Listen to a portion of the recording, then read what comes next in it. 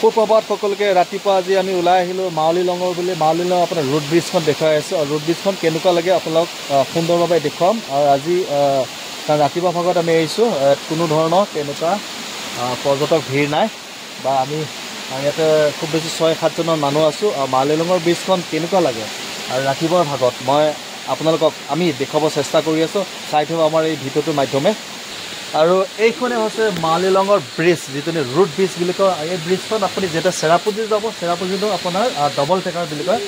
তাতে আপোনাৰ বহুত ধৰণৰ ট্ৰেকিং আছে 7,000মান চিৰি হ'ব আৰু যেতিয়া আপুনি ডাউন নামি যাব তাতে আপোনাৰ ভৰি আউট অফ বেলেঞ্চ হৈ যায় কিন্তু আপুনি ইয়াত খুব বেছি 250 বা 300 চিৰি কভাৰ কৰিব লাগে তেতিয়া এই ব্ৰিজখন পাই যায় ব্ৰিজখন আপোনাৰ তলৰ ভাগত দেখুৱাই আছে কেনেকুৱা লাগে ব্ৰিজখন আৰু এই ব্ৰিজখনৰ এটা বহুত ডাঙৰ কথা আছে এই ব্ৰিজখন আপোনাৰ 500জন মানুহ লোড কেপাচিটি আছে আৰু ইয়াত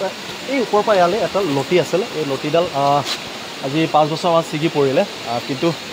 ব্ৰিজখন ইয়াত বহুত সংখ্যক লোকে মানুহ চাব আহে কিয়নো ব্ৰিজখন ইয়াতে বেছি চিৰি কভাৰ কৰিব নালাগে এইকাৰণে এই ব্ৰিজখন এটা বহুত এটা আকৰ্ষণীয় কেন্দ্ৰবিন্দু মাউলি লঙৰ যেতিয়া আপুনি সেইফালে আপুনি যাব চেষ্টা কৰিব কিন্তু খুব সাৱধান বহুত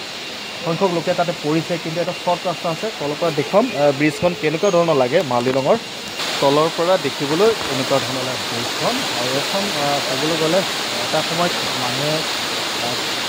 সজাইছিলে বা লখিবোৰ এনেকৈ নেচাই কাৰণ তেওঁলোকৰ কোনো ধৰণৰ দলং নাছিলে তো এইখন তেনেকুৱা ধৰণৰ কৰি মেলি এটা দলঙত এটা ৰূপ দিলে আৰু বহুত এতিয়া এটা টুৰিষ্টৰ এটা স্পট হৈ পৰিলে আৰু